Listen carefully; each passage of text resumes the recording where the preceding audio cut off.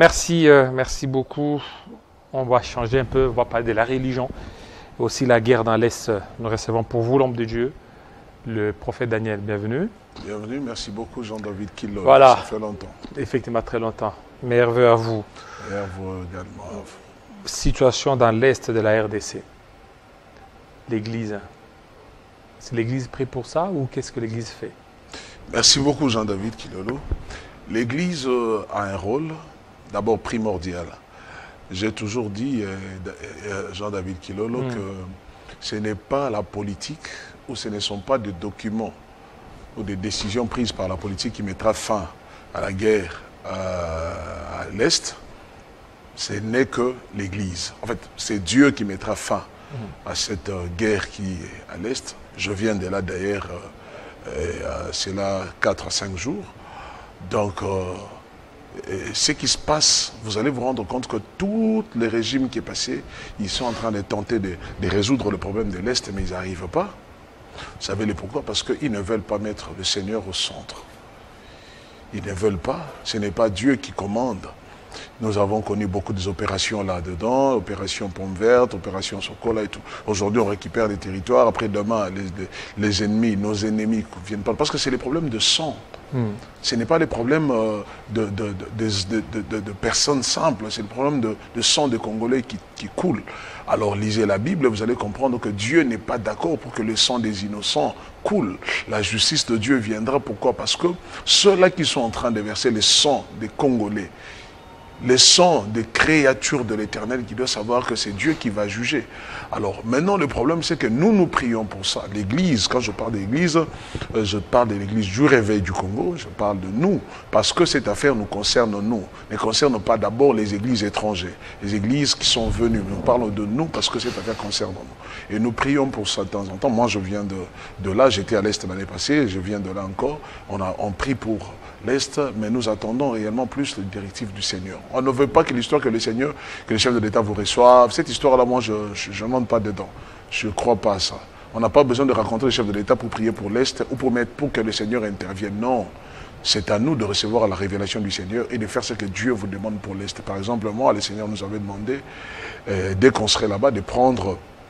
de descendre dans les sites de guerre, de prendre la terre, de prier pour ça. Nous les faisons. Nous avons fait, nous attendons la manière dont le Seigneur va agir.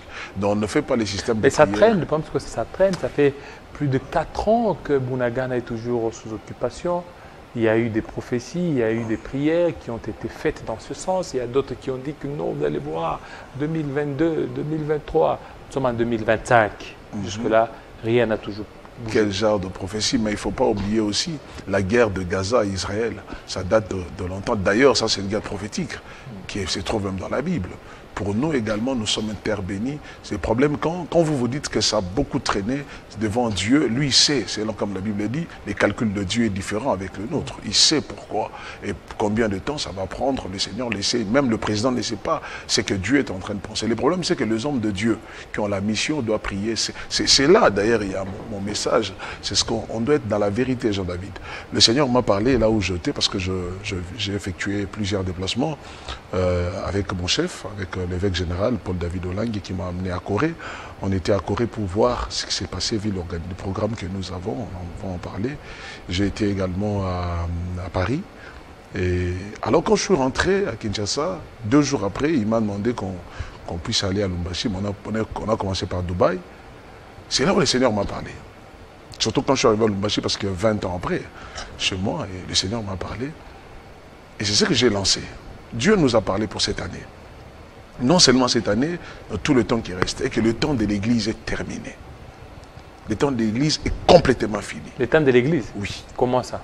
C'est ça le problème. Le temps de l'Église est fini. Le temps de l'Église est fini? Est complètement ça fini. Veut dire L'Église a montré ses limites. Maintenant, il faut quoi? Et ces messages, je suis en train de donner à tous les hommes de Dieu. Je le donne à la nation congolaise et partout. On doit savoir ça. Le temps de l'Église est complètement fini. Maintenant, c'est le temps de l'épouse. De l'épouse. Exactement. L'église n'est pas l'épouse. C'est ça la différence. Quand on parle de l'église c'est le bâtiment. L'épouse est une personne. L'épouse est une autre personne. L'église, de toutes les confessions que nous connaissions, tous ceux qui nous ont bénis sur la terre, commençant par catholiques, protestants, baptistes, tout ça, ils sont tous également charismatiques, réveillent, ont montré ses limites. Jésus avait dit, le Père cherche les vrais adorateurs. Ces adorateurs-là, ils parlent de l'épouse. Vous allez vous rendre compte dans les lettres de 7 églises. Et vous allez voir, quand il est arrivé aux 7e église, l'ange est arrivé à la 7e église, l'église de Laodicée, vous allez vous rendre compte que la manière de la reprocher l'église de Laodicée, et juste après, à la fin, c'est, il parle plus maintenant de l'épouse. Et vous regardez l'Apocalypse a plus parlé de l'épouse que de l'église. Parce que qu'est-ce que l'église ne nous a pas montré? Les rôles de l'église, c'est ce que vous voyez aujourd'hui. Jean-David, c'est la raison pour laquelle nous sommes insultés. L'église est là que pour demander, l'église est là que pour montrer aux gens des démons, mais l'épouse n'est là que pour présenter l'époux. Et c'est le rôle de l'épouse maintenant. Ce n'est que pour élever l'époux, adorer l'époux. Une épouse ne demande pas à son époux, mais l'époux connaît son rôle pour son épouse. Et regarde aujourd'hui, l'église n'a rien d'autre chose que demander. Nos centres n'ont pas d'inspiration que des chansons de pleurer pour demander. Après 2-3 mois, ils disparaissent. Pourquoi? Parce qu'ils ne veulent pas savoir qu'ils doivent être l'épouses. La Bible parle dans l'Apocalypse que c'est l'heure de l'épouse. C'est-à-dire que Dieu nous a parlé, et c'est cette année, le message qu'il nous a donné, c'est l'année de la confirmation de l'époux à l'épouse. On doit savoir quitter ce niveau de l'église, comprendre que tu es une épouse, tu dois réellement élever l'époux. L'église aujourd'hui, ce n'est que de l'argent. C'est ça les gens que les gens nous prennent pour de méchants, alors que c'est de la vérité. Quand tu es une épouse, tu n'as rien à demander. Mais l'épouse, c'est ça l'église. Non, mais c'est quand où? Christ reviendra prendre il viendra son épouse, il ne viendra pas prendre une église. C'est pas comme ça qui est écrit. Il n'est pas écrit que le Christ viendra prendre l'église. L'église, c'est ça l'épouse du Christ. Non, mais vous avez lu Parce ça où? Alors, l'église est représentée par quoi? L'église n'est pas l'épouse. Mais d'où provient le mot église? Ecclésia. Oui, ça vient d'où? Sorti du dehors. Voilà. Alors que nous, donc l'église n'est pas une épouse. Non. L'église c'est quoi alors? Non, l'église a fait un rôle pour nous présenter maintenant, amener l'homme vers, en fait, amener Christ, amener plutôt l'épouse à l'époux. Parce que Dieu a travaillé avec l'église. Dieu a travaillé avec l'église, Dieu a travaillé avec toutes les confessions que vous connaissez. Le Seigneur a marché avec eux tous. À un moment, l'église a montré ses limites. Par rapport au temps, le Seigneur veut maintenant que l'épouse se présente.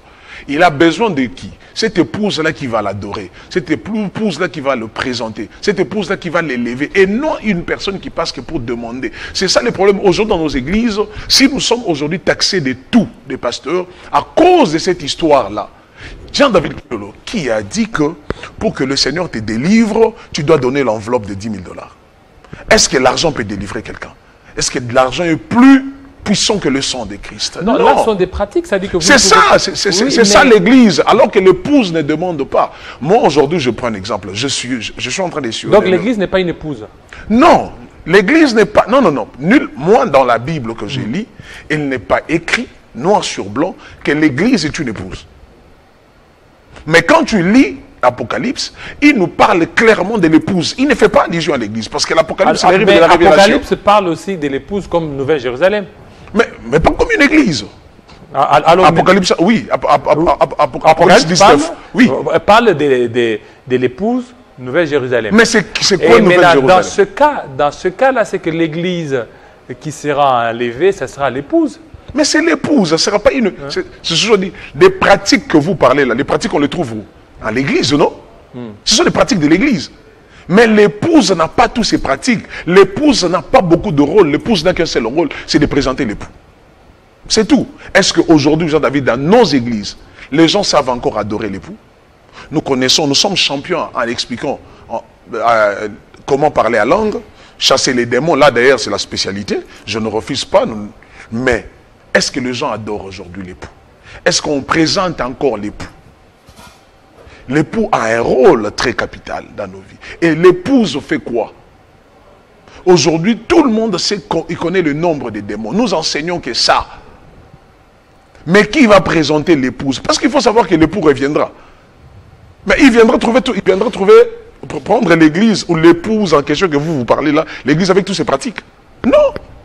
Il doit devenir maintenant une épouse. C'est pour ça que Christ a dit, il n'a pas refusé l'église. Il a dit, le temps de l'église est fini. C'est le temps maintenant de l'épouse parce que l'épouse se prépare. Il prépare pour son arrivée. Alors que l'épouse se prépare déjà. On parle de celui qui quitte d'une vie à une autre. C'est lui qui quitte des pratiques que vous étiez en train de faire, avoir une autre vie. Je sais que c'est dur à avaler. Moi, étant prophète, c'est ça le message que Dieu m'a donné. Que c'est le moment de la confirmation de l'époux à l'épouse. On doit confirmer réellement ce qu'on est. Vous voyez un peu les gens de la vie. Alors que si nous ne comprenons pas ça, ça serait un problème. Nous, on vient de la Corée. J'ai vu comment ces gens-là fonctionnent. Vous êtes allé faire quoi là en Corée? À Corée, nous sommes allés parce que nous avons un très grand événement au mois de juin. D'ailleurs, déjà, nous commençons, c'est 18 demain, à Apocalypse. On fait le ronde de tous les 4 districts avec l'évêque général en partenariat avec l'église de Bishop qui est déjà mort, Rock and Lee. C'est lui qui était mort, qui était venu ici en 2007, hein, ici. Maintenant, c'est sa fille qui a pris le relève. Alors, on était là-bas pour voir comment ça se passe parce qu'on a un programme avec le mois de juin ici et avec c'est l'évêque général qui est le président et le vice-président, c'est Jacob Lee qui est avec nous également. Demain, nous serons à Chango, à Apocalypse. Après, là-bas, nous serons à Funa. Dans quel cadre? Un cadre évangélique. Oui, pas église de réveil, vous n'engagez pas église de réveil. Comment on ne va pas engager l'église du réveil? Alors que c'est lui qui est là, c'est l'évêque général. Moi, je suis le directeur du cabinet de l'évêque général. Évêque général de quoi? De l'église de réveil? L'église du réveil du Congo, Paul David Olangi. Il n'est pas président évêque général. C'est comment les titres là? Non. Ejiba, lui, il est qui? Papa Ejiba, c'est le représentant légal. L'archevêque, lui, c'est l'interface. Et maintenant, lui... L'évêque général, c'est l'exécutif. Maintenant, l'évêque général, c'est quoi son église? Son église, c'est-à-dire? Il est dans quelle église? Combat spirituel, non? Bien sûr. Mais c'est pas une église, combat spirituel. Ça, c'est pas une église. Mais c'est un ministère. Mais il est dans le ministère combat. Il dirige, non? Oui, mais ça n'a pas les statuts d'une église. Comment vous dites? Oui, mais le combat spirituel et l'église. Ministère amène à quel statut? Le ministère il est fondateur. Le ministère amène, là, c'est une église. C'est-à-dire qu'il y a parce que vous n'avez pas lu, c'est ça le problème, il faut maintenant lire le statut. Il faut maintenant lire le statut de combat spirituel, ministère de combat spirituel, pour comprendre des branches de l'église et des branches du ministère. Donc il y a une église là. Et exactement, il y a deux branches. Et maintenant, les relations se sont harmonisées. Quelles relations? Avec ses frères. Non. Mais ils avaient des relations tendues. Non, ça c'était, j'étais ici pour parler de ça. Oui, mais il y a d'autres personnes qui disent jusque là, il n'est plus là-bas, il est chassé. Au moment où je vous parle ici, au moment où je vous parle, à 11h30, nous avons une conférence de presse là, à la 17e. Est-ce qu'il prêche là-bas? Mais oui, il prêche, sauf qu'on n'était pas là, on a fait beaucoup de... prêche? Il prêche. On n'était pas là, on est en train de bouger. On lui donne des programmes aussi. Qui va lui donner? Parce que c'est tout un programme. Il est parmi les décideurs et il n'y a rien dans la famille. Et surtout que c'est un héritage familial. Bah, qu'est-ce que vous appelez? Est-ce que quelqu'un d'autre peut entrer là-dedans? Qu'est-ce que vous appelez par... Il y a des gens qui dirigent là-bas. Qu'est-ce que vous appelez par héritage? Oui, c'est un héritage familial. Familial comment? C'est Olangui, la fondation, c'est la famille Olangui. Mais il y a la fondation, il y a le ministère. Les gens qui sont là-bas, ce n'est pas lui ou le révérend pasteur Alain qui prêche chaque jour, ou bien AXA, ou bien maman Da Silva que je salue. C'est quoi ces relations avec AXA, avec Alain et les autres? Ces relations? Oui. Du sang, c'est la famille. Oui, les relations, mais les relations humaines, comme ça, on dit que ce sont des relations... Est-ce que vous savez que ce sont des enfants de même père, même père? Oui, on mais alors, quand vous demandez les relations... au Kanaté. Non, c'est faux. C'est ça le problème de Kinshasa. Qui a dit ça? On était avec... D'ailleurs, l'évêque général, vous ne savez pas combien il aime sa famille. Nous, on était avec Da Silva à Corée. On était avec Da Silva à Corée. Nous sommes rentrés. On est là, on est chaque jour avec eux. Avec Pasteur Alain. Ils sont ensemble à tout moment. Je vous dis, il n'y a rien, il n'y a plus rien. Ce qui était passé, vous connaissez, c'était juste un malentendu. Et ça n'a même pas duré une semaine.